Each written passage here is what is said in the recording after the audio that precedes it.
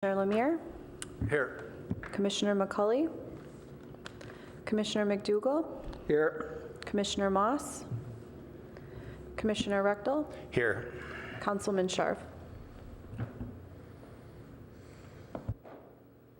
there any changes, deletions, and do you have anything you want to add to the agenda? If there are no agenda changes, additions, deletions, then we'd like to proceed to oral communications. We have no visitors from the public tonight and no oral communications. So I'd like to invite Kristen O'Kane to give us the department staff report. Thank you. Kristen O'Kane, Community Services. I have a couple of items, and then I'll turn it over to Darren, who has some additional items to report on. The first is I wanted to remind everyone that this Thursday at 7 p.m. is our first Cubberley Master Plan community meeting. This is, again, a collaborative with the school district and the city and the community to reimagine what Cubberley might look like in the future. As of yesterday, we had about 220 RSVPs, so I'm hoping for 250. That's my personal goal. But I think it's going to be a fun, interactive meeting, different than most community meetings that some people have seen in the past, so I encourage you all to come out and participate. The second... Excuse me, and, yes. and also walk-up visitors are welcome as well. Absolutely. So even if people didn't RSVP, they're welcome to just walk in. We're not going to turn anyone away. And it's at the Cubberley Pavilion. And we will be providing childcare for children who are potty trained. That's our one requirement. So the next item I just wanted to report on is an update on pickleball. Because it's not on the agenda today, I just wanted everyone to be confident that we are working on some alternatives for potential dedicated pickleball courts at some point in the future. So we're going to be meeting with the pickleball ad hoc soon. Stephanie Douglas is going to send out a request for different meeting times. We'll present the alternatives then, and then we will also meet with the pickleball and the tennis community to share what those alternatives are before coming back to the commission. And then finally, I just wanted to provide a very brief update on the aquatics RFP. So we did release the RFP, and it did close, and right now we are negotiating with a provider. That's really all I can disclose at this time because we are still in negotiations, but we anticipate having that completed by the October. We plan on coming back in October to the PRC meeting, and then that contract would go to council in November.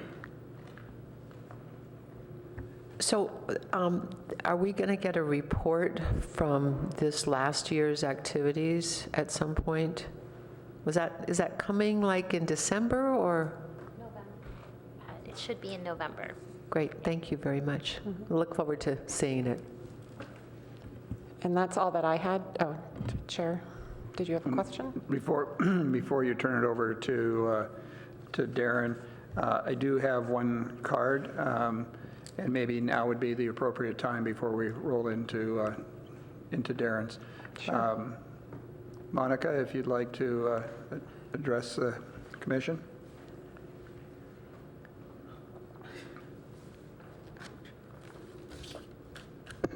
Hello. Good evening. I'm Monica Williams, president of the Palo Alto Pickleball Club. There were a couple of questions about pickleball from commissioners at the last meeting that I don't think were answered. I think it was Commissioner McCauley who asked, why do we play at Mitchell Park?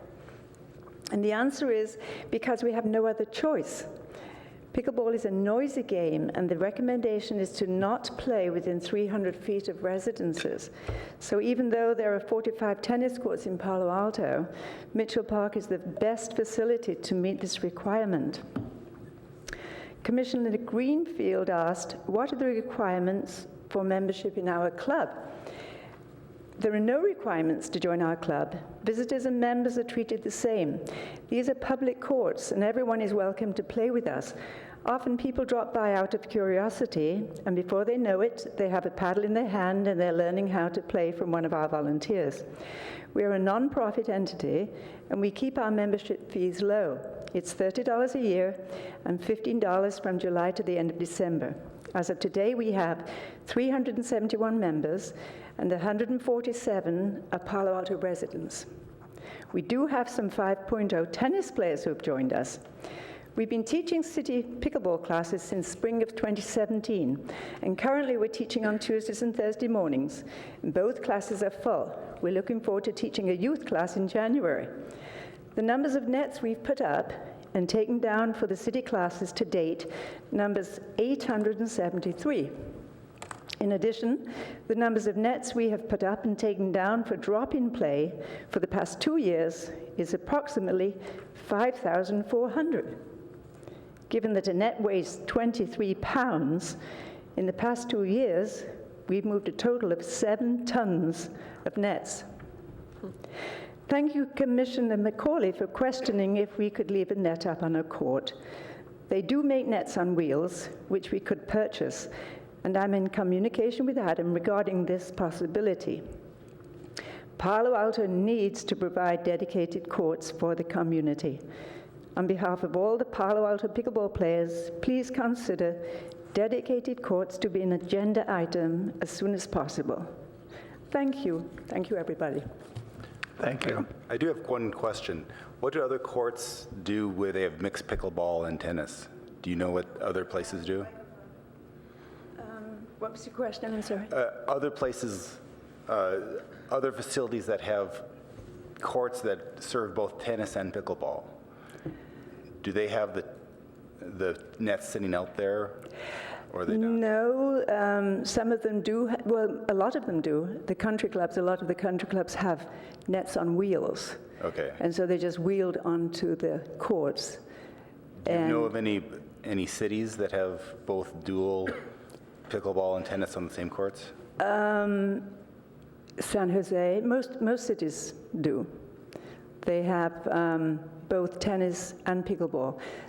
A lot of them are converting some of the tennis courts into pickleball courts, and then they can play both tennis and pickleball. Do you know what San Jose does for their nets? San Jose AVAC does, they have 6 dedicated pickleball courts. Okay.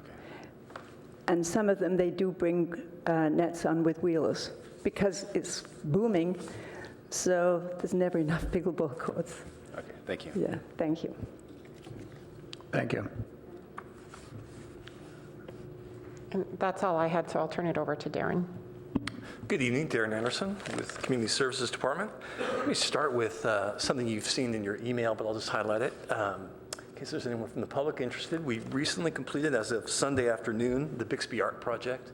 This is the foraging habitat island, and this is one of the work days.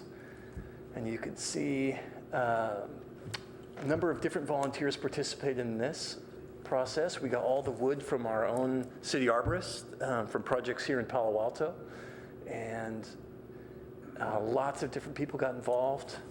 And this is the end result. It's this beautiful structure here. And we're going to be monitoring this to see how successful it is at incorporating new prey species, different rodents and insects. But what was remarkably cool is on this very last day, this burrowing owl flew in just as they were wrapping up in a bioswale that's not more than 60, 70 feet away, which is really, really cool.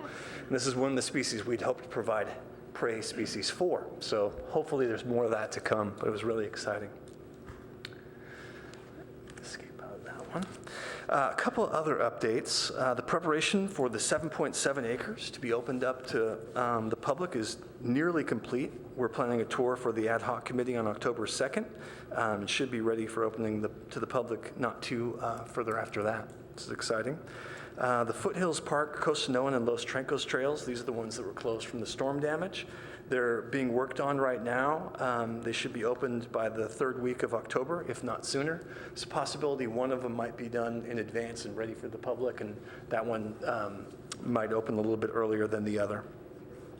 The new Matadero Creek Bridge at Mitchell Park's been installed. It's much safer and much more accessible than the previous one.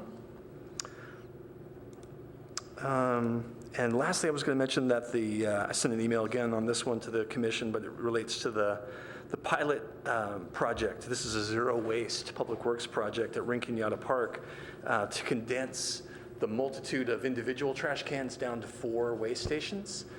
So you probably saw that in your email, but what I didn't have is when we're planning on starting that, and that'll be around mid-November. And that concludes my report. Does anybody have any questions for Darren? I do. Darren, what about the trash in the parks? Sort of any update about, I know you guys were working really hard on that. Yeah, I think this is the first step, and this is a big one, to transform from that old way of doing business where you had individual trash cans. On occasion, there was a recycling tote next to it, but not always, and getting away from that and saying, okay, you're going to have to walk a little ways to a station where it's a little cleaner, you have access to all 3, compost, recycling, and trash. If it's successful here, the game plan is to try to implement that in other parks where feasible. Some of them, the layout of the park itself is just not conducive to that. You can't either physically fit in that many, or it can't accommodate a big station. You still need to go with the smaller ones, but they can't be individual anymore. So it's got to be grouped in 3. That is, again, the compost, recycling, and trash. Thank you. So it's coming along, and I think the other good thing that comes with this is improved enclosures, so we ensure that there's no wildlife access, no water getting down in the trash. In a lot of our parks, we've already done that, but not everything yet, because it's rather expensive. Some of these enclosures are rather pricey, but that's definitely the way we're going, I think, and we'll get them all cleaned up and sorted better. Thank you. Sure. Hi, Darren. What about accommodating large capacity trash for events like a soccer tournament, like Palo Alto Soccer Club has a tournament this weekend? There's going to be people on the soccer fields all weekend long. My experience is there's overflow and there isn't sufficient capacity to accommodate the garbage for the day. Yeah, you're absolutely right. And we brought this up to Zero Waste, who is not particularly empathetic to our plight for the bigger events.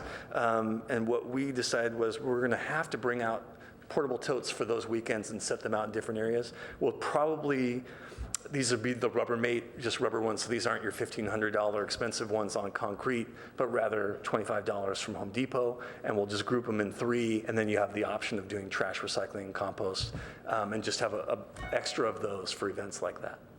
Any chance we can get something out at Mitchell Park and Cubberley this weekend? It's possible, yeah. Let me make note of that. Thank you. You bet.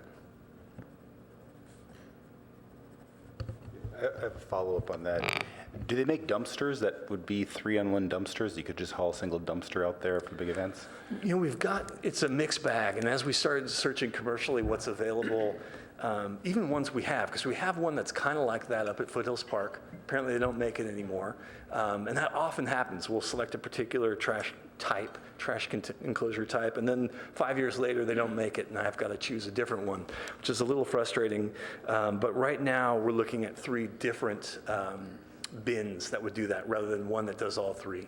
What we've added, though, is these aren't the big, heavy edge of these containers. They've got a smaller, more accessible pedestrian entrance to these larger enclosures. So you're not lifting the entire one, but rather a smaller one that could accommodate a pizza-sized box and slightly bigger, which is good and a little more accessible for folks. Okay. Thank you. You bet. Just a couple of follow-ups. I was curious that you said that Zero Waste wasn't particularly empathetic. But if we're the customer, why can't we determine what they should be sympathetic or empathetic to? Yeah. The part they weren't empathetic towards was I still occasionally need a single trash can. And they're saying, I'm sorry, that's not allowed anymore. And so I think we just have to get creative with how we make it work. I'm sure we can. I'm sure you can, too. My other quick question was, what specifically, can you tell me what the plans were to monitor the art It'll be the rangers that come up there, probably on a monthly basis, take some photos, do some transects of the adjacent areas. You kind of have your control area of everywhere around it because there are so few of those kind of things.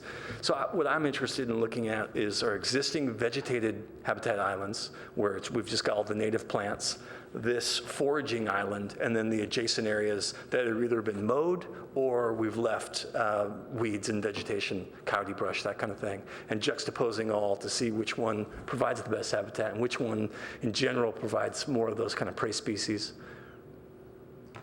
So we've done, or somebody has done some bio blitzes up there where they've taken them Saturday morning and taken 3 hours, and it certainly shouldn't take 3 hours to evaluate that one particular spot, although it might if you included all of the environments habitats that you're talking about. I would encourage that we do something more formal than that. I'm not doubting the veracity of the rangers, but at some point you're going to get sort of a qualitative analysis as opposed to a quantitative analysis. And there are people who are really, really good at that BioBlitz thing. And I'm sure that we could attract them. And then you could even set up an iNaturalist site that was specific to that, so that it wasn't just a monthly thing. It was somebody sees something on Tuesday morning on a hike, they could enter that, and then we'd be collecting the information all along. I think that would be more effective. On the day I was up there and the artists responded to the question of how are you going to monitor it, I really got the impression it was going to be hearsay. And I would be a lot more comfortable if we were being more deliberate. And we could do that, and we could do that with volunteers and BioBlitzes and with iNaturalist. The tools are all there. Yeah, and the rangers at the Baylands organize those BioBlitzes. Right. So I think that's definitely doable. Get them to arrange it again, and so it's collected information. Yeah, I think that absolutely. would be really good. I think it's probably both those techniques. The rangers are there. I can count on them. They're going to do the same style assessment each time, whereas as I get volunteers, sometimes it's different each time, and continuity is important for that kind of thing as well. Yep. Same methodology, but I think both make a lot of sense, and I'll follow up with them. As long as you've thought about it, I think something that was formal, and we could say there was 23 mice this week and 24 mice next week or something. Sure. Thank you very much. Sure. Sorry, Jeff, go ahead. Just one quick follow-up on the overflow receptacles. Since we haven't banned plastic water bottles in Palo Alto yet, there is plenty of need for extra blue cans, recyclable cans. It's not just waste, but certainly recycling, and to a lesser degree, compost bins. So if we can spread more out, and that might make the zero waste people more comfortable to understand that it's an increased capacity across the board that we're really looking for. Yeah, that's true. And just an FYI about that, I think the methodology, since we can't do everything at once for all the parks in terms of this transferring, a lot of them will just be new colored lids. So we've got 3 enclosures spread out. We group them together, and one gets a blue lid, one a black, and vice versa. So for that short-term one, unfortunately, it's a little more difficult than you'd think getting these lids. It's going to take me a while, and I might not have it for this weekend's event, but I can certainly get at least some trash cans and probably some signage that says this one's recycling. Ultimately, it'll need the right color lid too. So, Thank you. Sure. No other questions and comments on the department report, then we can go on with the regular business. The first point of business would be approval of the draft minutes from August 28th. I assume that everybody's reviewed those, and I would look forward to a motion. Move to approve the minutes. Thank you. I second. All in favor? Aye. Thank you. The next item is the follow-up on the operating budget discussion that we had from July 27th. Jasmine LeBlanc is back with us, and Kristen may want to provide an introduction. Thank you, Kristen O'Kane. Chair McDougall and Jasmine and I met, I would say, maybe last week, just to hear what he thought would be valuable information for the commission to know. That was a little bit more than what we provided last time, which was at the July meeting, where Jasmine and Darren gave an update and some background on our operating budget and our capital budget. There were a lot of questions at that meeting, so what this presentation does is just provide a little bit more background, a little bit more detailed information that might be helpful for the commission to understand. So unfortunately, Commissioner McCauley isn't here, and I know a lot of the questions were his, but we can follow up with him separately if he has additional questions. So I'll turn it over to Jasmine at this time to give the presentation. Thanks, Kristen. Jasmine LeBlanc with the Community Services Department. So as Kristen said, this is a follow-up presentation, and this presentation focuses mainly on the operating budget. I have a few answers to a few questions around the capital budget and municipal fees, but I will jump right in. So this slide is really intended to put some context around the Community Services Department's budget and staffing. So in fiscal year 2019, which we're in, the total city budget is about, for operating budget, is just over $700 million. The general fund budget is about $214 million. And the remaining $500 million that's not in the general fund is comprised of funds that support the city's utility and public works operations, including the airport, electric, fiber optics, gas, refuse, storm drainage, wastewater collection, wastewater treatment, and water funds. So that's a very big portion of the total budget. So of that $214 million general fund budget, the Community Services Department is about $29 million, so about 14% of the general fund. The citywide staffing has a similar story where nearly half of the citywide staff, which is about 1,041 full-time equivalents, is supporting those special funds in public works and utilities. The remaining there's about 585 full-time equivalents in the general fund, and about 129 of those are in the Community Services Department, so about 22% of the total staffing. There is a notable difference between the total budget at 14% of the general fund and the staffing at 22% of general fund staffing. Our department has quite a few part-time and entry-level positions, so we kind of skew on the lower cost side when it comes to staffing. And it's not on here, but just to put all of this in context, there's about $221 million in capital, but in the capital budget for this fiscal year as well. So this next slide comes from the Administrative Services Department.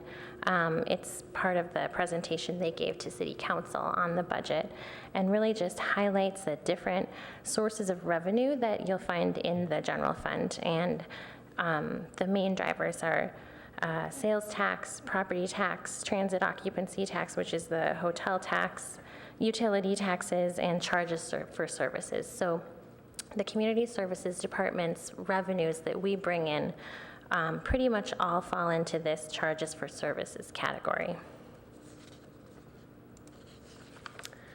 And then again, here's sort of a pie that highlights where the general fund uses are going by department, and you can see that the Community Services Department is one of the larger departments, along with police and fire. Other comprises all of the smaller departments that take up tiny little slivers, including the attorney's office, the auditor's office, the clerk's office, and so on. And then jumping ahead, this table is showing you the revenue and expense associated by a relatively high-level categories in our department. This totals to about $26 million, So there's about $3 million that's not accounted for in this table. That $3 million are the costs associated with the Think Fund, which has been previously called the Bryant Street Garage Fund, Cubberley Community Center, Project Safety Net, and Public Art. Those are all relatively complicated programs where, not all, in some cases like Cubberley, the expenses are captured in the Community Services Department, but the revenues are captured in the Administrative Services Department. That's related to the agreement we have with the school district. So those were a little bit complicated. I pulled them out of this table. But what you can see is the net general fund impact of the majority of our programs. And this shows you the general fund cost recovery level at a very high level of these different program areas. So you can see the golf course has the highest cost recovery level of over 120%. Most of ours are falling in that medium cost recovery level. So the Art Center is at 41%. I flipped mine. Junior Museum at 39%, Recreation 56%. And then we've got lower cost recovery on what you would expect: Human Services, Parks and Open Space, and Administration. And then there were some other questions around just how the staffing breaks down in the department. And as you can see, it's relatively evenly split between recreation, open space, parks, and golf, and then arts and sciences, with a relatively small amount of staffing dedicated to administration and human services. And again, this is a table. In July, there were 2 tables on the cost recovery. So this table really tries to align the cost recovery levels with the types of programs that we have in the department, and highlights that in that high category,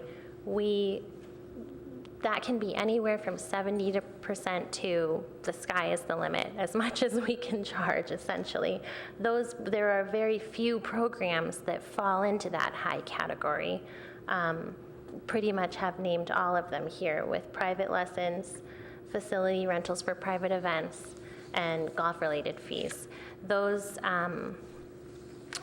there aren't a lot of programming or program offerings that we have in the high category, because it's really not core to our mission. So most of what we're offering is going to be either low or medium cost recovery levels. And that is, you know what, I wanted to bring this up really briefly, again, just to highlight, I know there were some questions around the capital budget, to give a sense of what portion of the city's capital programming is dedicated towards parks and open space. And you can see it's actually relatively small portion at 8%, with a vast majority going towards buildings and facilities in this 5-year capital project span. So that is the presentation. I'm open for any questions. Jasmine, thank you. I think you addressed not only some of the questions, or I think all of the questions from last time, some of the conversation we had, and I appreciate the effort that you've put into this. I'll start with Commissioner Cribbs. Thank you very much for doing this. I appreciate it. Could you go back to the slide, a couple back, maybe one forward now? This one? So I was interested in the staffing, the FTEs for open space, parks, and golf. Does that include the people who are on contract as well, or not? No, it doesn't. So the golf course really only has a little bit of staff kind of higher level administrative staff Right. allocated to it. But the new contract for the Parks Department, the Park Maintenance Department, so those contracts aren't in this determination, They don't show right? up in the staffing. And actually, I do have an extra slide that is small, but hopefully Oh, you this can is see. good. Thank you. Okay, This is yeah. good. So this kind of highlights what we've got by program.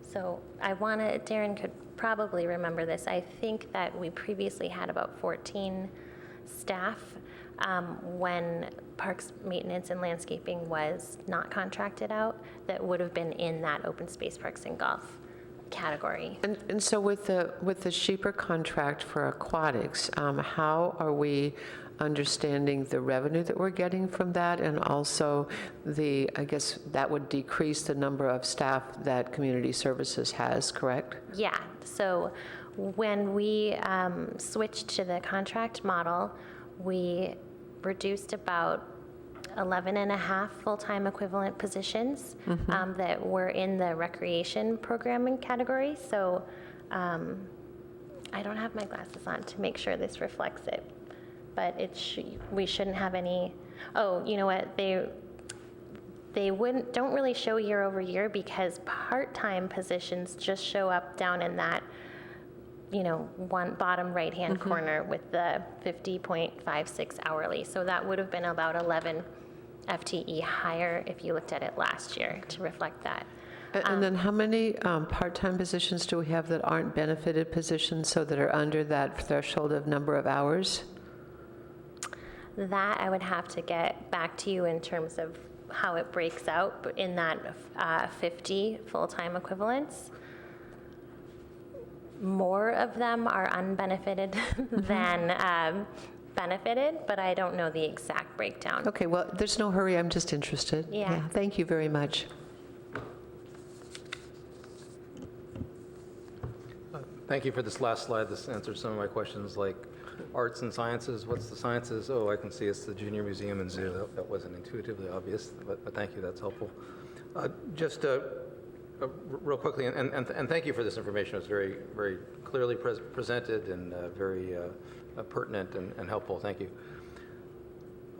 How does the budget compare to the previous year's budget? And maybe we went through this in July, if you just refresh our memory. Thanks. We reduced our expenses by a couple $100,000, and we grew the revenue very slightly. Other than golf, actually, sorry. Golf increased by almost $3 million, so that kind of hid other changes that we had in the budget because of this big change in the golf course. But if you exclude the golf course changes, we had some relatively small changes, about $80,000 of non-personal expenses that were cut across every division. We tried to just get a little more lean in the budget for supplies, essentially. We cut a few positions that were vacant in parks in particular. And we also had some custodial positions that were in recreation that we cut out. And then, as I said, we grew revenue pretty moderately in a couple of programs where we thought we could really achieve that, the Art Center and recreation in particular. And then you'll see the decrease in the part-time lifeguarding staff. Those are the main things. Thank you. And then looking forward to next year, are we anticipating further reductions? Are we hopeful we might be able to add something back? Status quo? Can you give us an idea of where the glide is? Glide path is heading? We're waiting to find out more. We are expecting that we'll be asked to make more cuts, but we really have no direction at this point as to how much we would need to cut and if there's any other criteria to use for at all. So we have no idea, unfortunately. Thank you. Keith, you have a comment? Yeah. If we look at our workforce now compared to, let's say, 5 years ago, and you also take into account the fact that now some of these full-time workers are now contractors, but if you just count the total number of people who are working on the parks and recreation, how has that changed in the last 5 years? So I know when I've looked at the last 10 years that we have dropped quite dramatically, at least 10, maybe 20%. I could come back with a more specific number, but we've really slashed a lot, I want to say, around 5 years ago. So if you looked 5 years ago to today, you might not see a big difference, but if you go back 10 years, you would see a big reduction in every program area. And that is probably around the same time that we started to try more contracting, but we also just cut things that we used to have. For instance, there was full-time staff, several full-time staff dedicated to helping to operate the Stern Community Theater, which now is just pieces of people here and there. So there have been some service reductions. And are we building up a maintenance debt in the sense that there's a lot of to-dos that we haven't done, and that sooner or later we have to fix them, or we just reduce the scope of what the city does? So the maintenance, I would actually want to get more insight from Public Works when we're talking about facilities, and Darren might be able to answer something when it comes to parks and open space. But the facilities are actually all considered to be managed in terms of their maintenance by Public Works. So I unfortunately don't feel like I could speak to any changes they've made. Yeah, if it'd be helpful, I could just explain the answer to the parts that pertain to at least the parks and open space and golf course. So that big change in staffing, remember the golf course was fully staffed by city personnel, and then about a decade ago we outsourced it to Brightview, and then most recently to OB Sports. So that was 10 positions that went away. Some of them were pulled into the Parks Department to fill vacancies, but ultimately 10 staff positions went away and were filled. To your question, did we have a backlog of maintenance due to that change from contractor? I'd say no. I don't think there was any loss in productivity. Maybe some of the quality changes because you lost dedicated staff that were there year after year, but in terms of, is there a backlog now? I would say that's not the case. And same is true in parks. They did similar conversions. For example, when I came on board with parks, we had city staff caring for both Mitchell and Rinconada, and those are the last couple regional parks that we still maintained, and ultimately we removed the staff. There were 4 staff taken out of there, and it was added to the existing parks contract that already cared for the vast majority of the non-athletic field parks in the city. And again, I would say that it didn't result in a backlog of maintenance. Okay, and things like trail maintenance, we still do that at the same frequency? The trail maintenance is a little different. We used to have more bang for our buck in terms of how much money we had allocated to seasonal staff in open space. So we have the same number of rangers. That has not changed at all. Going way back, we used to have more naturalist rangers, and those went away long before I came to the city. But the seasonal staff has diminished in size, and so there is a little bit less work that we get out of them. It wasn't all dedicated towards trails. It was kind of spread evenly, and still is amongst all the maintenance needs in open space. However, we did add to the contract dollars for trail work, and so it's a hard one to say if it slipped a little, possibly. In some ways, maybe it's a little better, and in other ways, maybe there are some deferred areas. And I realize that's a mixed answer, but I think it varies. Well, it's hard to quantify something like that. Yeah. Yeah. Okay. Thank you. Jeff? Jasmine, appreciate you putting this together. It's informative, and if you can get the last 2 slides distributed would be wonderful as well, if you can have those emailed to us. Quick question about revenue versus expenses. In terms of expenses, I'm assuming within the expenses, that includes salaries and benefits. What's that percentage versus of the budget? Do you have that pulled up? Just out of curiosity. Yeah. And you can get back to me on that as well. That's not something I need Okay. this minute. But I was curious as far as how the expenses are broken down, what portion is going to salaries and benefits, and then what portion is going to, Yeah, we can the actual probably pull programs. that up right away because it's actually one of the main breakouts in the budget book. It's just very slow to download. I can see it slowly inching. Again, that you can email that to us or Sure. get back to us on that. Yeah. Thank you. And Jasmine, I expect if you do that, it would be relevant to do it by the dozen or so cost centers that you have here, because I suspect that would be very different Yes. ratio in different departments here. Right, in yeah, different I mean, programs. administration is, mostly salaries and Right. benefits. So I simply want to thank you for both the presentation tonight and for putting up with me, meeting with you to get to this. I do want to say two things. The CSD staffing that shows administration and human services is an FTE, which is, I assume, actual, close to being real people, of 6 out of the 150 or whatever. And I would applaud all of those 6 for, those are just not overhead.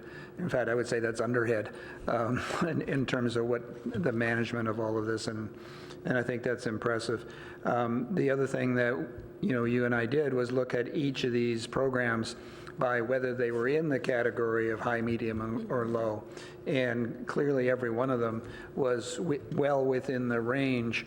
And on the medium ones where they were lower in the range, I think your understanding is also impressive in terms of the breakdown, that it's not just theaters and it's not just recreation or it's not just the art center, it's what goes on within the art center, and that you're aware of the difference between the pottery and the painting or whatever, and which ones have this percentage. And so I compliment you on that as well. So thank you. And thank you for coming back. Thank you. And Chair, I can answer Commissioner Rechtal's question about the percentage. So for fiscal year 19's operating budget, 14.4 million is salaries and benefits out of our overall budget. And your other question? 5 years ago, well, in fiscal year 13, we had 75, almost 76 full-time employees and 50 full-time equivalent hourly employees. So not too different than today, as Jasmine said earlier. Does that include the work that we've contracted out? No, It's that's just- not contract work. It's just employees, Just right? employees. And so that can distort that. It's hard to, it's hard to really answer that question because there's so many ways that work can get done. Full-time, part-time, contractors. Exactly. Two Go more ahead. quick questions. How many unfilled positions do we have right now? We can get back to you on that, but it actually is going to be quite a few because so many positions are only filled in the summer. But if you're talking okay. about our year-round employees, we're actually experiencing some vacancies at the moment. I'm just thinking anecdotally about a number of announcements I can think of in a variety of departments, but we can get back to you with a percentage. Okay, and then just a question about what do you 3 worry about when you look at this budget? What kind of keeps you up at night for the next year thinking about it? Yeah, I mean, quickly, my biggest challenge, I would say, is when we are asked to make cuts. As you can see, looking at all these different people and all these different programs, $29 million divided by 100 different programs means that we have a lot of very small programs. So even to come up with $500,000 that we might want to cut, it's not easy. We don't have 6 $5 million buckets. We really do have about 100 things. Some of them have $60,000 in there. And so it's a challenge when we're faced, when we're having to make these choices. And then another thing is so many of our programs are tied to revenue, and they're not huge revenue makers, but that tells us there's people out there in the community that want to take advantage. And if we cut, we're only cutting maybe $60,000, but we might be impacting 1,000 people. And so I think that is a challenge that we, deliberate over for hours anytime we're given direction to cut. And I would just say that we're a very community-facing department. I mean, that's what we do, is we interact with the community, we provide services and programs to the community, and we all in our department want to make sure that we're providing the best customer service we can, and sometimes it's difficult when you have so many competing priorities and limited staff without the ability to really expand the staff or have the right amount of budget that we would like to have to get some of the work done. So, but we do our best. Yes, thank you. If there are no other questions, Jasmine, thank you very much. Thanks.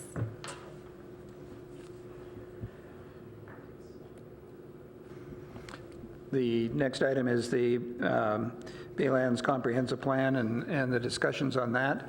I do have one speaker card, but I think it's appropriate that we have the staff presentation and then the speaker comment.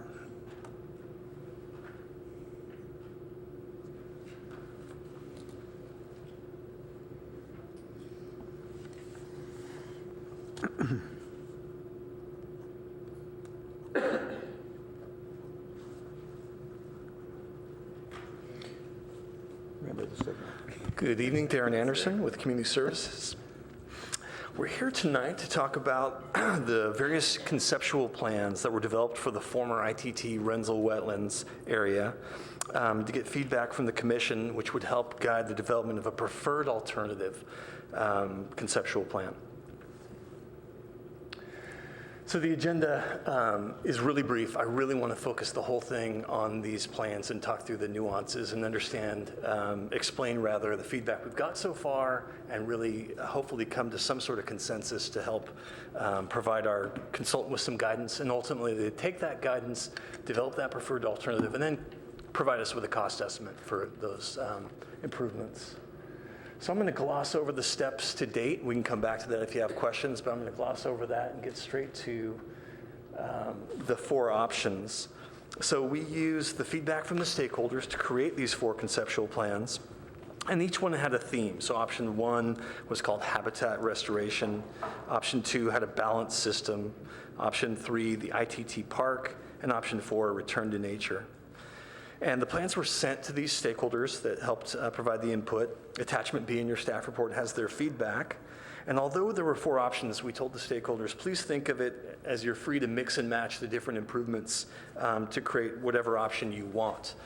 And generally they did. And generally the stakeholders supported the elements that were found in options 1 and 4.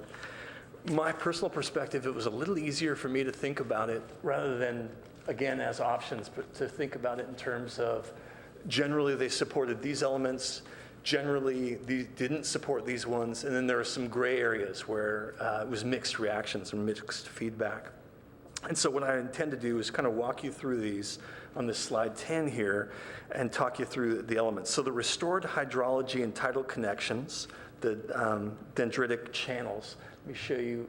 That's these improvements here, and you see all the enhanced channels. There are already some channels in there, but the tidal flow, which comes from across the road over here, closer towards Bixby, is very, very muted. So it flows through this area on the backside of the water treatment plant in between Bixby into this area, and it's just very diminished flow.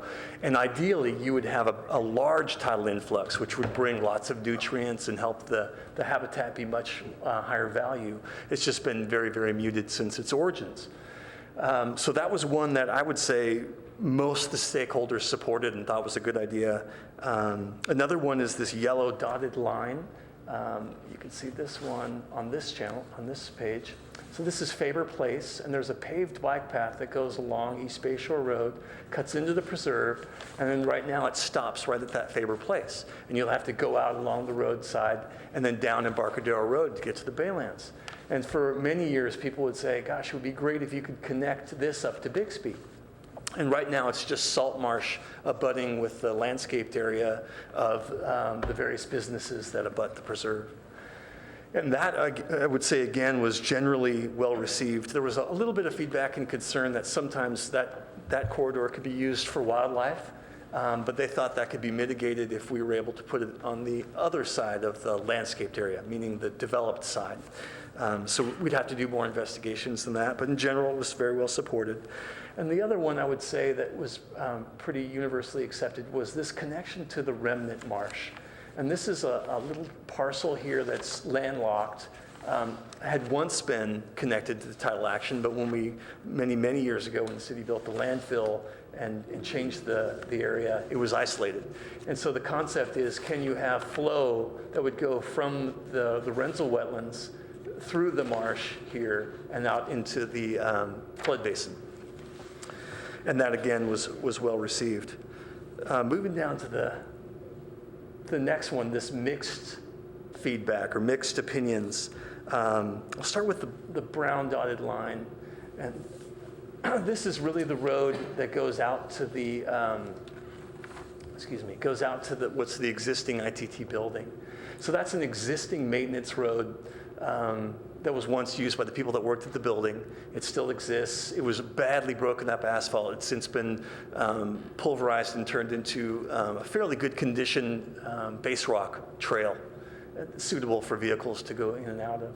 And so there were various iterations, one that stops right at the freshwater marsh end right here, another one that goes all the way out to the building, and I think a third option that stopped you right back here. And so that one, we got mixed feedback. Different people wanted different things. That would be a great one for the council commission to weigh in on and their thoughts.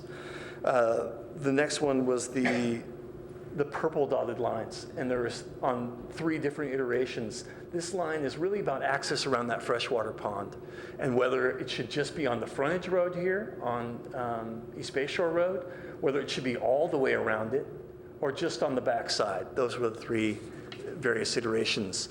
And again, conflicting opinion on that. And the ones that didn't have a lot of support was expanding the freshwater marsh. So you saw the previous bulb out here where you could see they pushed out the boundary of the freshwater marsh. That was not well received. I think by and large people did not support that. In my notes that I sent out to the stakeholders, we mentioned it doesn't have to be that configuration. That was just kind of a starter for the conversation. It could be smaller, or it could be in a different location. For example, if people thought maybe more suited for this area over here, that was another option. In talking to the water quality staff, water treatment quality staff, it's not essential that they have more area to discharge water. It's really just if it's something the community wants, if it's something that enhances the habitat, it's an option. And I'll just speak briefly. When I met with the ad hoc yesterday, they raised a lot of good questions saying, well, what are the environmental benefits or pros and cons of expanding the freshwater wetland? Otherwise, without that knowledge, it's hard to say, are we making a net positive? Are we helping certain species that otherwise wouldn't be there? And I took their good questions, shared it with the consultant working on the plan, and they got back to me rather quickly. And I'll just summarize it like this. They said that expanding the pond and the associated vegetation could increase the nesting habitat for certain species like red-winged blackbirds and marsh wrens. And they listed other species that use the freshwater pond, ducks, stilts, avocets, et cetera. Those species, however, also use, and the vast majority of time, the salt marsh. So I wouldn't say it's exclusive to the freshwater marsh. The other poignant thing they mentioned is the con of expanding the freshwater pond is that you'd have very low vegetation diversity. The species would be fairly limited, primarily cattails and common reed for the most part, especially given what we know about the maintenance of that pond. And the intent is not to let it grow back in densely with vegetation, hence decreasing the capacity of that and the intent of that, which is to allow water to go back through the system, recycled water. They also pointed out, we raised the question, in general, what kind of balance do we want to seek in terms of freshwater marsh to saltwater marsh? And their response was, there isn't really an ideal ratio to say, oh, it should be ideally 80% this, and that doesn't really exist in their opinion. They pointed out, however, that ecologically, the salt marsh would be higher quality habitat, mainly because the history of that site, the presence of existing plant species, the existing soil that's got salt in it, because the original marsh for this area went all the way to 101. So that once was historic salt marsh and still is. It's just not functioning well because we have very poor tidal inundation. So to summarize the context, at least what I took, and perhaps the ad hoc can chime in as soon as I finish my presentation, was that it seemed that perhaps the salt marsh, especially if we could enhance it, would be of greater habitat value. Hence, expanding the freshwater wetlands might not be that beneficial. The other one that we thought the stakeholders largely didn't support would be maintaining and keeping that historic, potentially historic building, the ITT building. 3 of the 11 folks that commented on this wanted to keep it, and the others, for the most part, wanted it gone. I should note, however, that we've contacted the planning staff and discussed this and understand that the the Historical Resource Board is interested in maintaining and restoring the building. And I think it's likely that the outcome of the plan we put together might not take a strong stance on what happens to the building or not. I think we capture the feedback of all our stakeholders. We capture the feedback of the commission, and that's part of the document, but the end result might not be a plan that says the building's gone. I think that one bears further discussion with the HRB, with council, before we take a stance on that one. At least that was the strong opinion of our planning department. And I don't think it interferes with by and large, the suggestions we've gotten from our stakeholders. I think everything they've talked about, restoration all around that building, stopping access to it if that's the preferred design, is all doable while still keeping the building there for future discussions on what might come of it.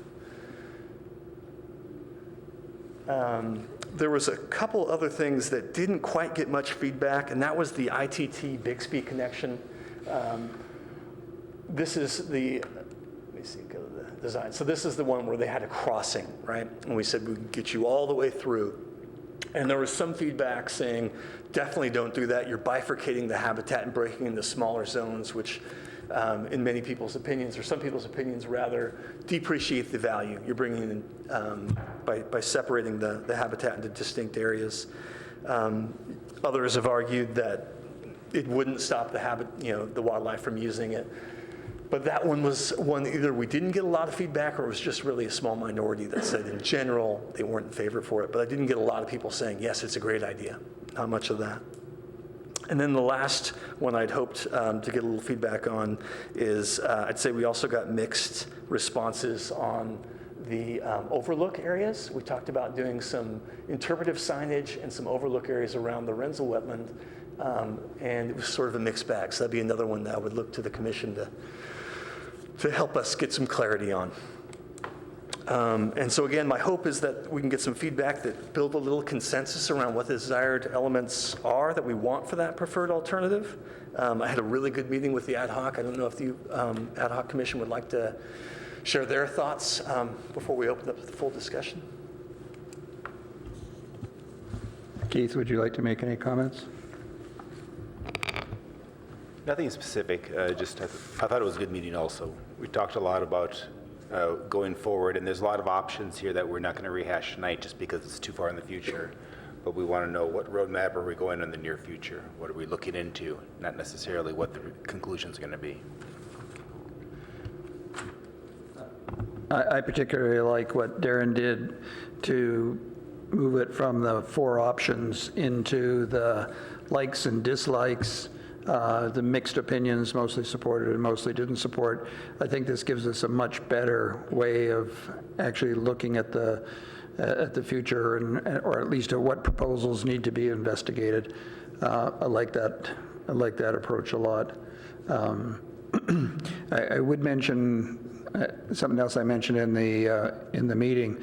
We have initial contact, I would say, with the Audi Mercedes dealership that backs onto the wetland to become sort of a stakeholder and participate in the conversations, and they've offered to try and make the back end of their facility consistent with what we do, and I think that's a positive comment.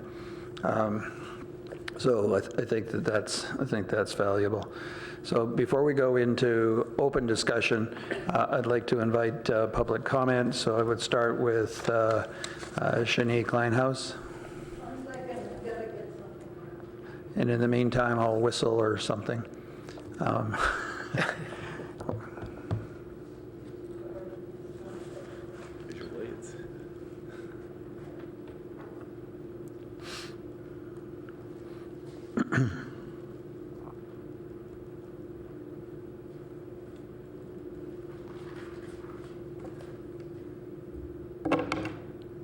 Good evening. I'm Shani Kleinhaus with Santa Clara Valley Audubon Society. Together with the Sierra Club, we have a lot of members in Palo Alto. We sent a letter. It's summarized in number 10 on the summaries that you have. And I wanted to explain why we are opposed to keeping the building or bifurcating, as staff there and said, the habitat. So I put a picture of what it would look like if it's only habitat and we have the freshwater marsh and the green is just general habitat. And now we put in the building, which is here, and we put trails around. That means that we have a buffer area where birds and other certain sensitive species will not nest. So that takes out somewhere between 100 to 600 feet, depends on what species we're dealing with. If this become activated with trails through, then we're taking additional area here and here. So what we had before, which is a huge area which is undisturbed and birds and other animals can breed and actually have some area that's not disturbed in the area. And it's very rare to have that, upland habitat, marshland, which is still not so disturbed. And instead of having all of that, now they only have 2 pockets. And this is why we supported removing the building, not activating and not keeping trails into it, and instead allowing trails around and allowing people to look in, but not from inside out, and not to cross it just for the sake of connectivity, because when we connect something for the people, we disconnect something for wildlife. And in this area, that's important. So I think the other reason I wanted to explain why we didn't support the freshwater marsh expansion, mostly because we've seen what it takes to maintain it. And we don't want to have that disturbance come in every few years to the baylands. And we've seen what happened just recently. So we thought, if it's easier and it's less expensive to support the saltwater marshes than the freshwater marsh. So we thought that should be the better solution. And I think that's what I have. And I do hope that you will recommend not keeping that building. The building is only historical because the wetlands were used to broadcast or to reflect the radio waves. Now the wetlands are gone, and we're keeping the building as the important thing and not the wetlands. It's kind of, to me, it's an absurd kind of theme to try and keep the building when the wetlands are not longer there. The building, we can put a plaque and explain what it was like and what it was used for and how it connected to Umunum and all of that, and people will probably read it. But to just keep the building for that purpose of having a building in the middle of where it doesn't belong anymore doesn't make sense. Thank you. Thank you. Herb Borak?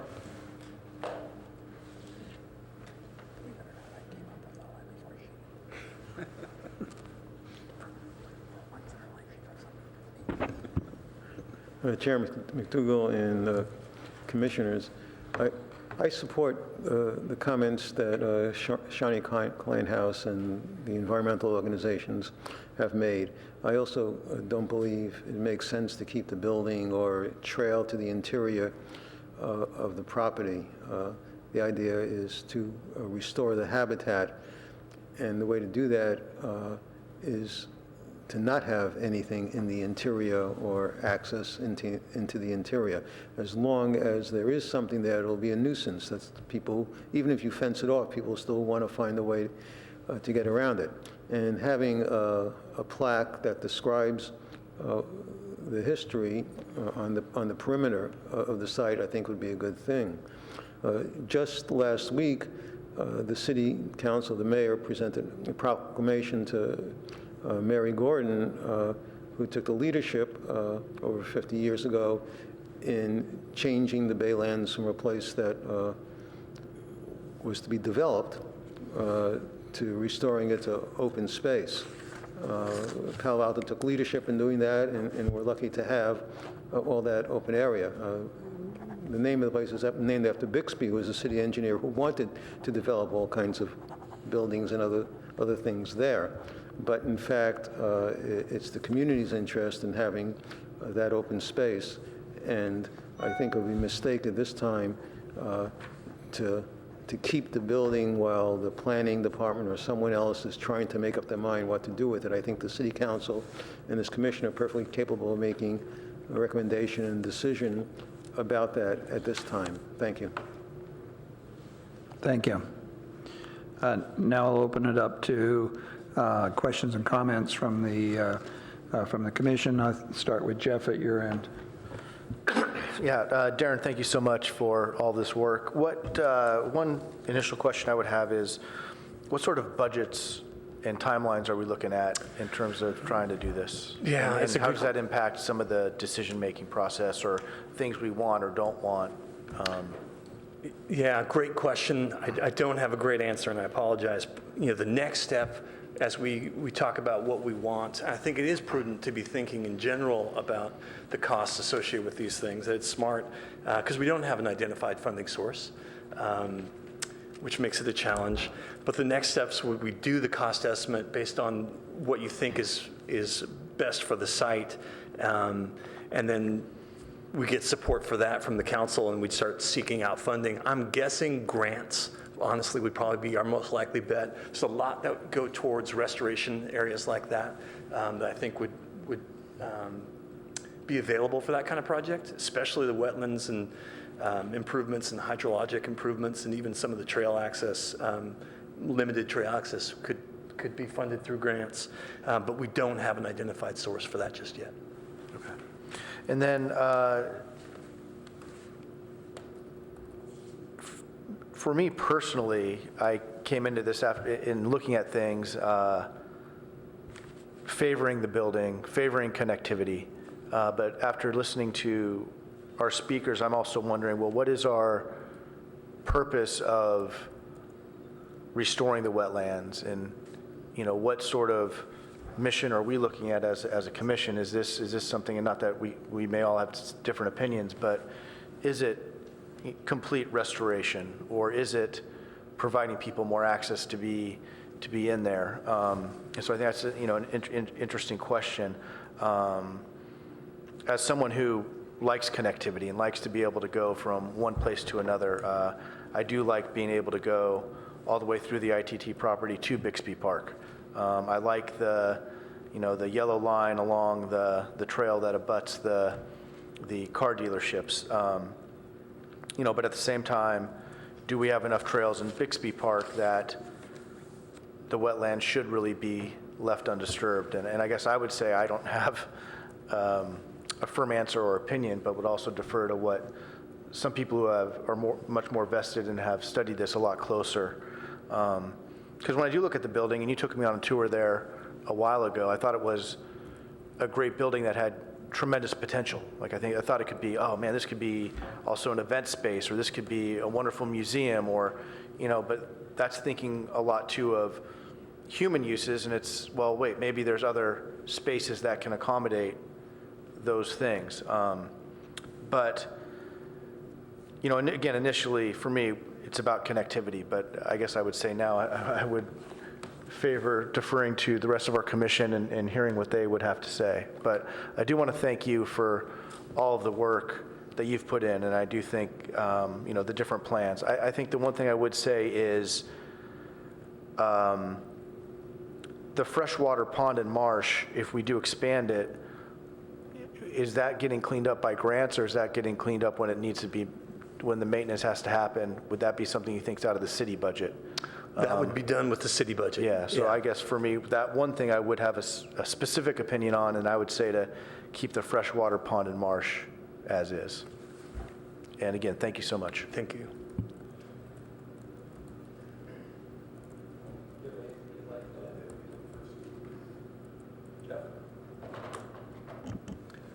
Thank you. And thank you again, Darren, for both the report that's been put together thoughtfully and for all of the outreach that's been done to the community and to the commission regarding the plan. The increased outreach and communication is really appreciated. Thanks. My first comment is that I think we should be prioritizing habitat restoration and the natural environment. This is a natural open space. It's kind of the intuitive approach. With that said, I think it's also important to find balance to allow non-obtrusive, appropriate public access. And I guess the devil's in the details there in terms of determining what is the appropriate balance. From a parks and recreation perspective, I am not in favor of maintaining the ITT building. I think it would be nice to figure out some way to honor the legacy of it with some interpretive signage somewhere outside of the area, from the base of the pond or and marsh or something like that. I don't think there's anything sacrosanct about the land itself, and I think some way of maintaining the legacy and the history of the site can be done while also allowing the natural habitat to restore itself. So that's my opinion. And I think it goes without saying that I wouldn't be in favor of the through access from Bixby Park. I do really like the idea of figuring out some way to have walking loops within the Baylands in general. So simple recreation paths for people to walk different distances, whether it's a half mile or a mile or multiple miles, and ideally without having to backtrack. People like that. And I see the yellow dotted path as a really useful addition to create a loop around the Rensel wetlands, whether it goes between the pond and the wetlands or on the outside of the pond near Highway 101 and Bayshore. I think it's important to get the path off of Bayshore. I know for someone who's walking the 3.5 miles or whatever it is around the entire Baylands right now, the end point or the part where you're walking around Bayshore is in great juxtaposition to the rest of the walk. It's not so fun. And so anything that we could do from a holistic standpoint, anything that we can work towards to be able to provide a loop path off of Bay Shore for the entire span of that section would be great. Something going behind the Municipal Services Center, for example, further down. I know that's not in the purview of this specific discussion here, but in the big picture, I think that would be great. In the immediate focus here, being able to have a loop around the Renzo wetlands, that seems like a great opportunity for the people working in the vicinity there to just to take a quick 30-minute walk or whatever it is. We're trying to get people out in nature. At the same time, being as unobtrusive as possible in doing so. I appreciate Shawnee's remarks, and the visual was effective. Thank you. And so whether or not we can include a path, as I mentioned before, between the pond and the wetlands, that's open for further discussion and investigation. Just to respond to a couple questions, as far as the overlooks go, overlooks are great. People like that. Again, in balance, what's the right number to provide people meaningful overlook points without disturbing nature unduly. And I'm not in favor of increasing the size of the freshwater pond. And I think that summarizes my comments pretty well. Thank you. Great, thank you. So Darren, I really like the way you presented this plan. I think it's really great. So it was very helpful to hear the stakeholders. I would just say I'm not in favor of saving that building. I think it's way too much cost to the city ultimately, and something that probably won't be as useful as we could do something someplace else. I love the access, and I love the loops, and I also love getting from here to Bixby Park. So I think it'll be really exciting to see what comes out of this. I am concerned about the budget and the cost, and when we're going to start to get numbers for that. And it would be great if there was some way to start kind of looking for potential grants, because I'm sure that they're out there for this kind of thing. And then finally, on the list of the next steps and timelines, could you just check on the ones at the bottom, because I think that might be 2019, Yes. just to change those. Yeah, I've corrected it. Otherwise, it's great. Thank you. Thank you very much. Thank you. If there are no other comments, I'll just quickly close. First off, Darren, I've totally agree that we should just leave the freshwater pond small. And the conversation we had, by the way, reminding myself, not you, is that we did come to the conclusion we should not be talking about ponds and wetlands. We should be talking about habitats, because it's when you look at all of this as habitats that you change your attitude towards what you're doing. A pond may be something to view, but a habitat is something for somebody to live in, even if it's the animals. In terms of the public access and the loop around, you remember the drawings that we scribbled on? Yes. Scribbled on yesterday. I think part of that would have to do. I appreciate what Shawnee showed on her visual about the encroachment that you would get from having a path around. There may be something we can do in terms of how far back you can put the path, or a way to deal with that. But the other thing that you pointed out that I think needs to be remembered here is that it's not just public versus wildlife or whatever. It's works access. That whatever we do, there still will be an access for trucks and whatnot to get in and out at various times to do the work, and so that needs to be taken into account. I do have a question. At the time of the landfill being built, did the part of what would have been the initial wetlands associated with the ITT facility, did it shrink? If we looked at the map that you've got right in front of you, instead of it being a straight line down between the two, the gray and the green. Yeah. Would the green expand into what's now the landfill? My understanding is this was all green all the way up to the freeway. Right. Yeah. So at the time that the facility was being used, and I think that also needs to be remembered, that we've already taken 2/3 of it. Maybe we should try and save it. The one other thing that I've been thinking about since our meeting, there is that pipe. I have 2 questions about the inflow. There is that pipe. It's a 27-inch pipe, so it's big enough to get a decent flow of water. But I'm not sure if we're interested in maintaining the wetlands as a habitat, how animals or whatever get into the habitat if their only access is through the pipe. And that may speak to, I hate to say that Commissioner Rechdel had a good idea, but that may speak to the idea that maybe there should be a canal of some sort there that would allow that access. And the other thing I heard just a couple hours ago was somebody saying they had talked to Public Works about the kind of water that was coming into the freshwater habitat, and to call it fresh water was a misnomer. And it may limit what could exist in there or not. I don't know if that's a question.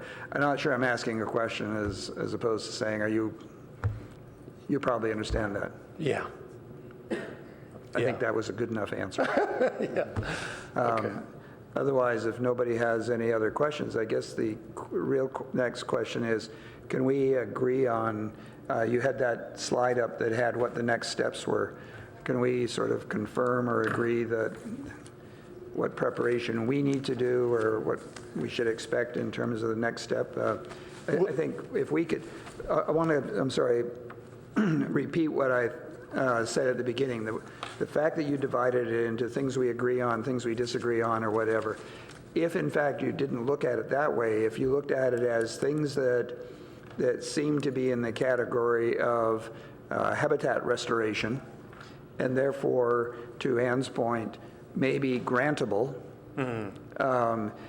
they seem to be in that category of, maybe we should start investigating that now.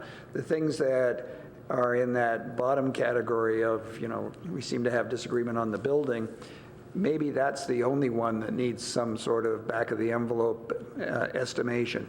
We don't need to, I wouldn't encourage you to go cost out 1, 2, 3, and 4, or even cost out all of the pieces.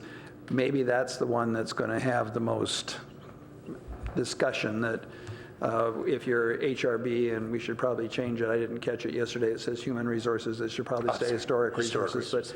But if we change it, that might be the important discussion with HRB. That would be mine. The one comment I would want to say is I'm not a big fan of the building either. Ideally, we would tear it down and not have anything left there. But if it's too expensive to tear it down, we may just have to secure it and leave it as is. And if we have a limited pot, put more money into the restoration portion and not into knocking down buildings. So it would be nice to price that out to say how much would it cost to actually get rid of it.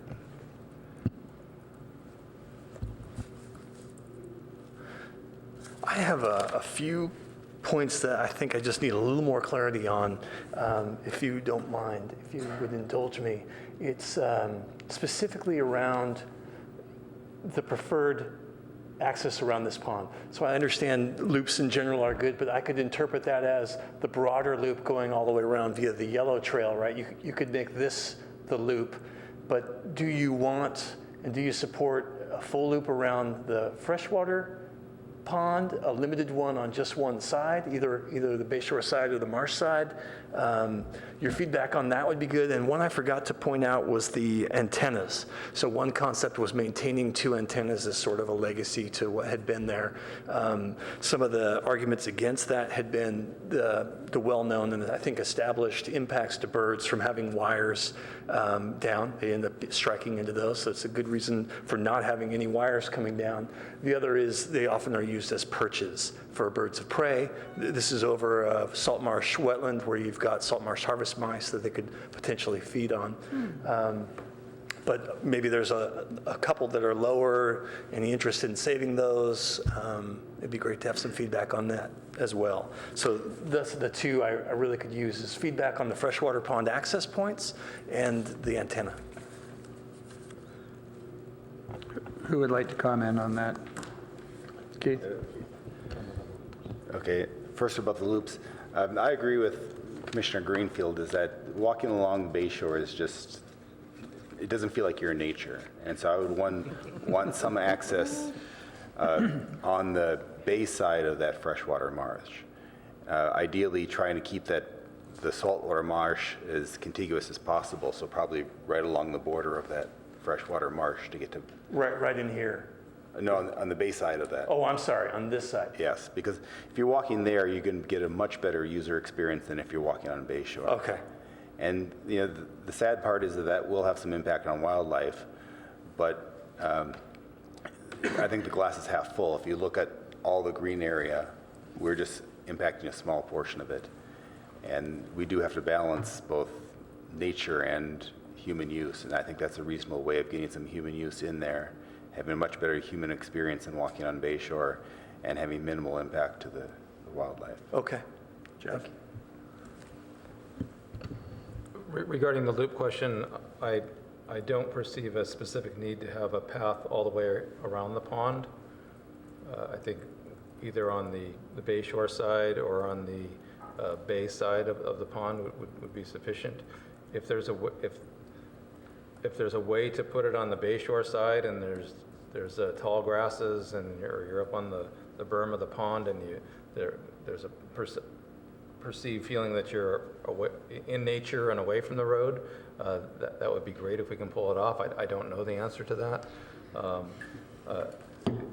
But if it's possible to do that in order to preserve the boundary area between the wetlands and the marsh of this habitat area, then that would be great. Okay. But basically, I'm looking for my thought is to have a larger loop around the entire wetlands habitat, whichever path it may take.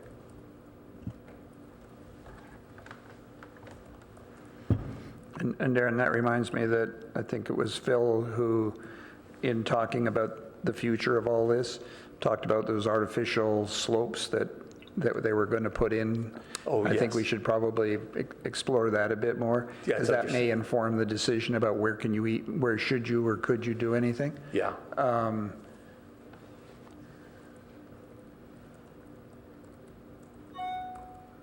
And there was something else that went with that, but it just went away. Oh, but I don't think we answered your second question. We answered your loop around the freshwater habitat. Yeah.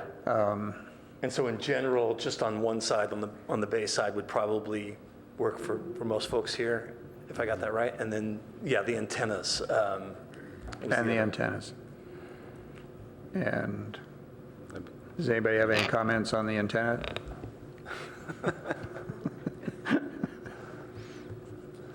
Keith, do you have any comments on the antenna? I think a nice picture of the antenna is going to be sufficient. I don't think I would rather see the whole area restored with no antennas than keep the antennas up. But that's my opinion. I would need to hear highly compelling arguments in favor of why we need to keep the antenna. Okay. Excellent. Thank you so much for all that feedback. I would just, to something Commissioner Lemire pointed out and to this comment about the antennas, when we look at the Baylands Master Plan, the feedback from the council back when they made this policy, which is many years ago, was very simple. It said restore it, remove the antenna field, and incorporate it into the rest of, they called it Bixby Park, but meaning all of the Baylands Preserve. So it's kind of in keeping with every bit of guidance you've provided. And I think we're in a good spot to come up with the preferred alternative, which I'll be bringing back to you or sending to you relatively soon, I hope. The only problem with that is the way it was written said to remove the antennas.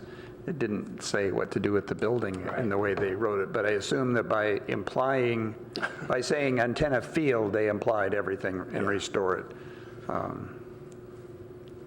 Perhaps an antenna could be relocated to the perimeter and be located along with some interpretive signage. Yeah. Yeah, there's one that's blocks of concrete with the date stamped that perhaps could be moved and it's They made a lot shorter. Yeah, it's much shorter. Yeah. Like a 3-foot-high remnant of the antenna.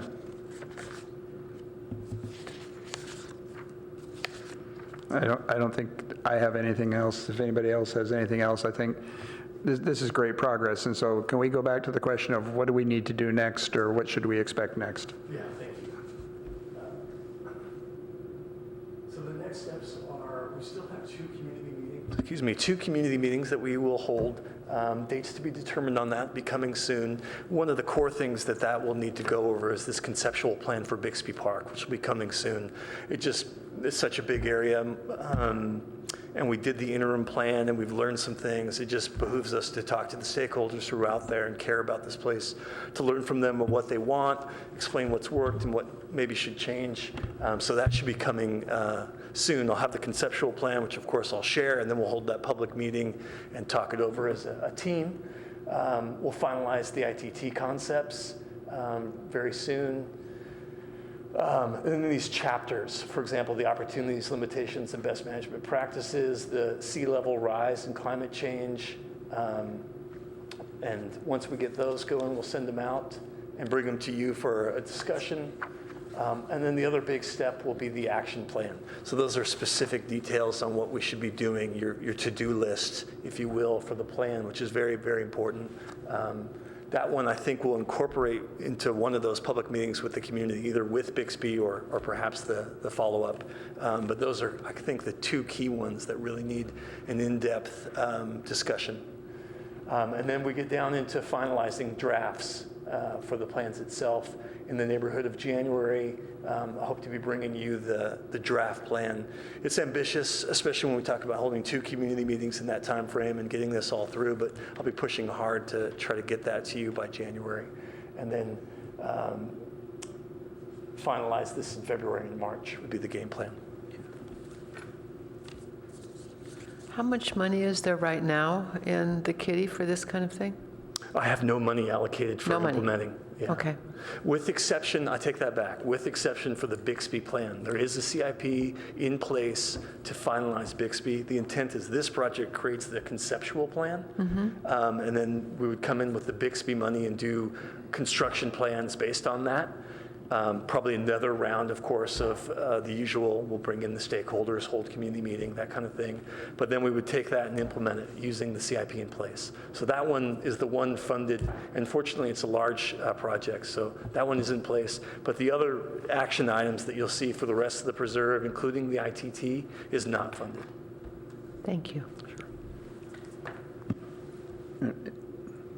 Oh, can you go back to the previous slide? I was going to say, I think I'm crazy. Slide.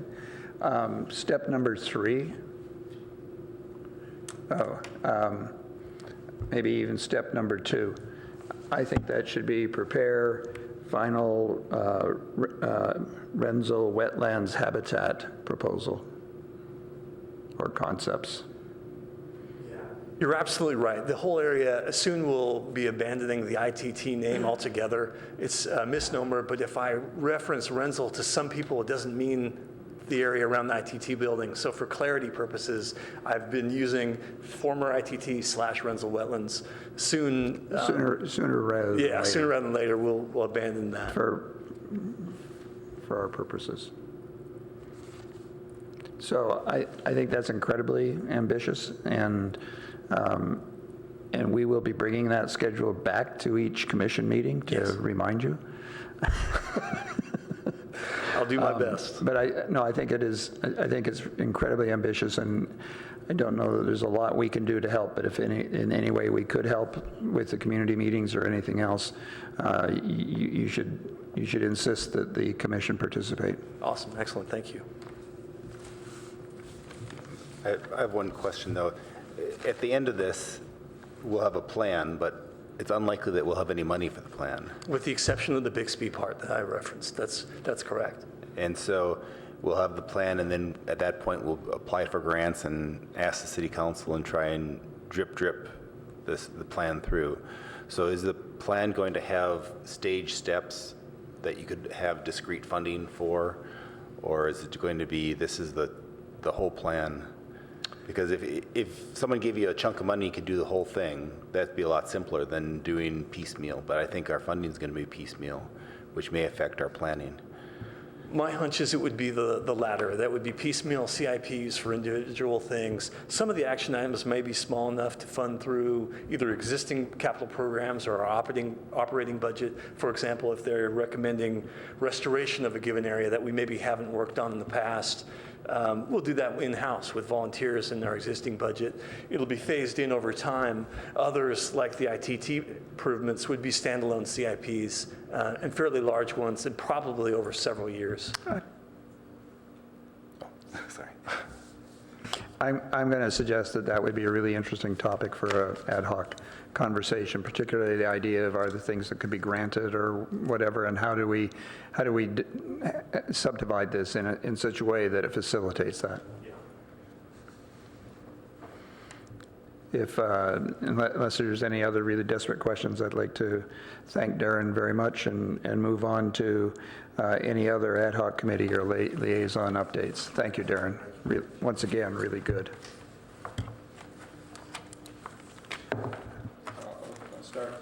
I'll start with Ann.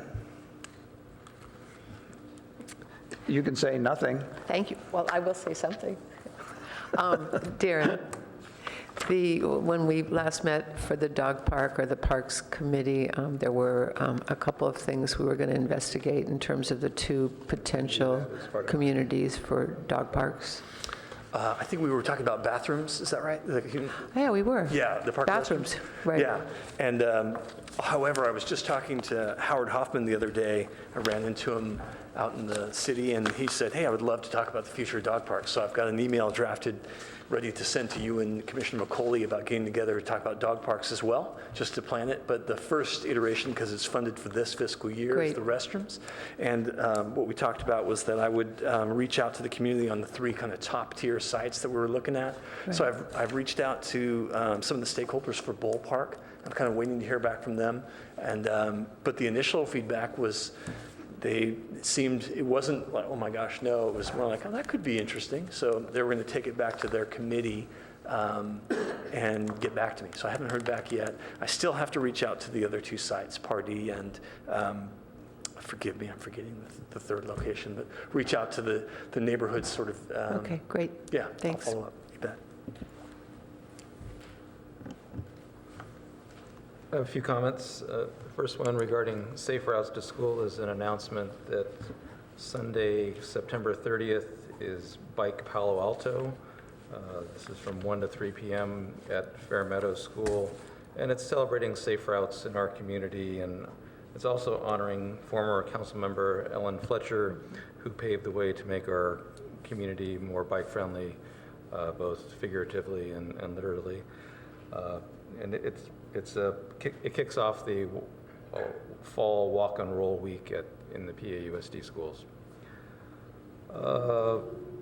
Regarding park dedication, we're still waiting to arrange a meeting with the city attorney. Hopefully we can do that between now and the next meeting, and to consider dedication guidelines and constraints for properties. The park rules and regulation ad hoc's going to meet with Darren tomorrow, actually, to review potential policy updates, and hopefully we can be ready to come to the commission next month with an action. Community gardens, there's an agreement for the new garden at the former location of the Common Ground Nursery across the street from Gunn. It's under review within the city, and we remain optimistic that we may have some positive news soon. Regarding turf management, I met with the city and school staff at JLS to review field layout considerations, and I'm working with the soccer stakeholders on field layout and goal storage, and hopefully make some progress there. And I had some comments regarding the letters. I don't know if this is the right time to talk about that. I'll bring it back. Okay, great. Thank you. I go back to Ann's comment about dog parks, in the letters this month, there was a whole bunch of Heritage Park people. What's the next schedule? When do we get the next dog park? Next fiscal year, FY20, which starts in the middle of 2019. 2019. And so our plan is to have to have the planning done ahead of time, so as soon as we get the money, we start, or is that money going to also pay for the outreach? Yeah, that's a good question. I think in the ideal case, we would be doing exactly that. I think in the truth of the matter is we're overburdened with projects right now, and I don't think we're going to be able to do that. I don't think we'll have pre-planned it. I think we'll be working very hard to get the park restroom in place, and even that may drag over into the next fiscal year before we're actually ready to have everything, the community meetings wrapped up, gone through the park improvement ordinance process, through council. I have a feeling it'll take a while. But I would like to, and I mentioned I'll set up that meeting soon for the ad hoc who works on that particular area to meet and at least be discussing it, so we won't be hitting it cold.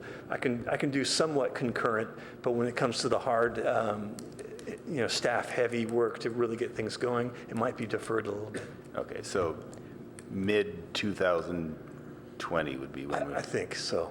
Okay, Yeah. Thank you.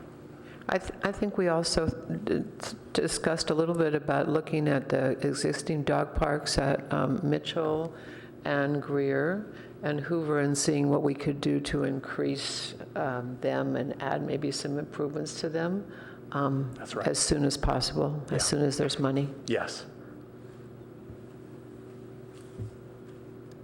Jeff? No updates at this time, although maybe I can get with you, Darren, or Kristen. I will be meeting with someone from Stanford in the next week or two, but if there's any knowledge we have of current arrangements with any field use or field sharing would be a great update as I go speak with them and, just try to sort things out. And then I think probably in the next month or two, it'd probably be good, Kristen, if we had a master plan check-in and just to talk more about it, keep it on our minds as, okay, wonderful.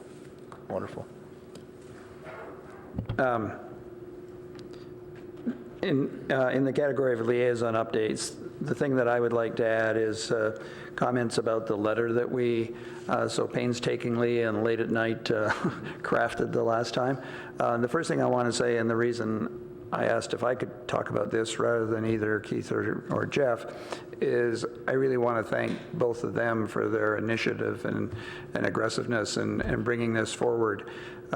Jeff, I know that you had some question about the urgency and whether that was important. The three of us met with the joint council and school board commission or meeting that they have. The outcome of that was preempted, in fact, by good work that Kristen had done to set up already meetings with the school board liaison. It also resulted, I think, in conversations about whether outreach was sufficient or not, and I think it made a difference to how quickly things were happening. So I think that it was a good effort. I think everybody worked together on it, and I'd like to thank everybody, and particularly Jeff and Keith, for their initiative of getting it done, and invite them to add any comments that they would like to add, Jeff, to that.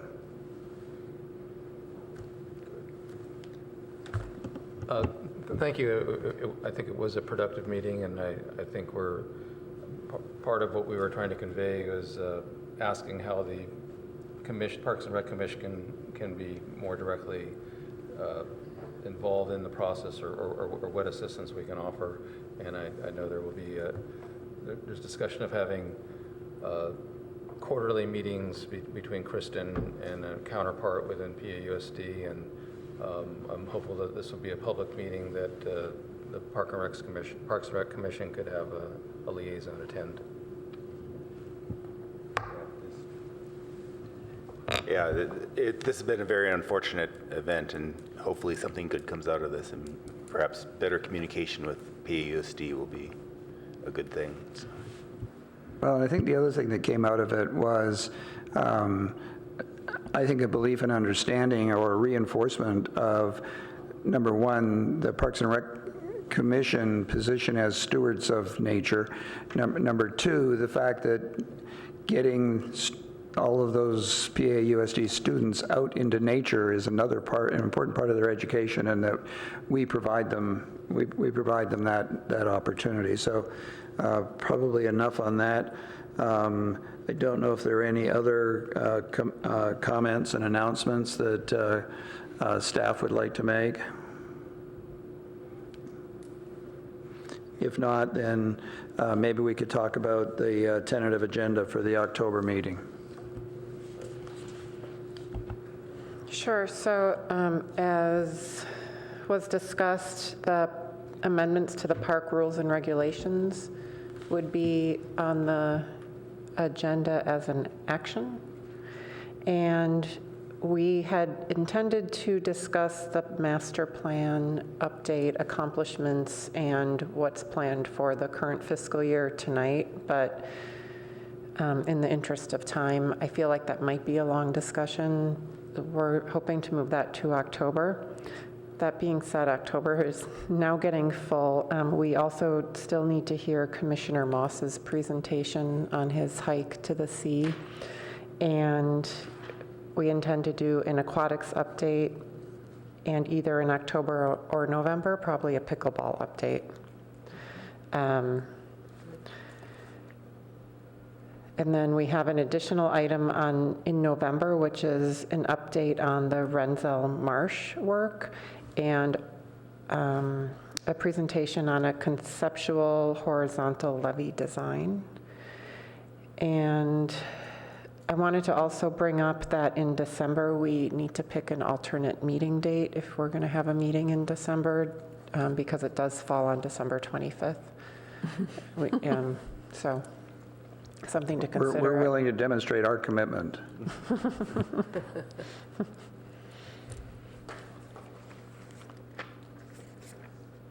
So that's what I have for the next 2 months. Is everybody okay with that, or is there any additional items that people would like to see us squeeze in?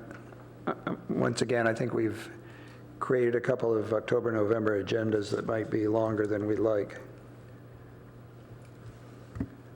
I'm sorry, did you mention the park rules and regulation review for next month or not? Yes. Yes. Okay, I wasn't sure if I missed it. Thanks.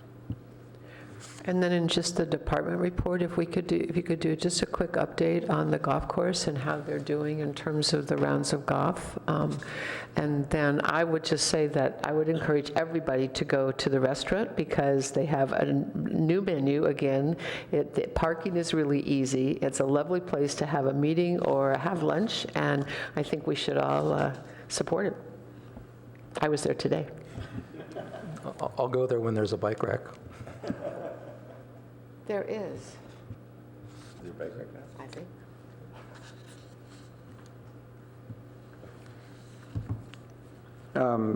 The only thing I see that's not there is the 7.7 acres. Would that simply be covered in the staff report? Yeah. Department report, whatever. And similar with the aquatics. I think we can do that in the staff report. So I think that gives us a good outline of future meetings. The next thing on the agenda would be adjournment, but below adjournment on the agenda here is public letters. I wonder if we could add either a separate line item, maybe number 4 or number 3, and change 3 to 4, or make it oral communications and public letters, so that if commission members have read the letters and have particular things that have reminded them or stuck out, that they can be commented on, rather than down here just as a reminder that those public letters are coming in and they're as equally important to us as oral communications, I would think. We can look at revising the agenda. The intent is, so some of the other commissions just include all of the emails that have been received from the past month in one batch. Right. Natalie does send them to you as they come in, but it's good to have them included in the agenda so the public can see them and you can see them all together. We can look to see where they might fit. I applaud that. I applaud the fact that the letters are all there. When they come in, whenever we receive a letter, it's really hard to keep track, and it's really hard to measure an awful lot of momentum on a particular topic or the severity. When you get letter after letter in there that's on one topic, then you get a lot more to it. So if we could just be, I think I'm asking that we be given a reminder further up in the agenda that those letters are there, and we should have read them and be willing to say, by the way, does everybody agree these letters are important? But I think we need to give those letters a voice. Sure, that sounds good. If that's all, then I would suggest. I did have one more question. Last month, raised the question regarding the annual meeting with City Council, and Chair McDougall also mentioned the 2-on-2 meeting.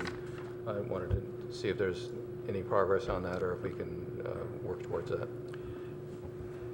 This is the PRC Council study session.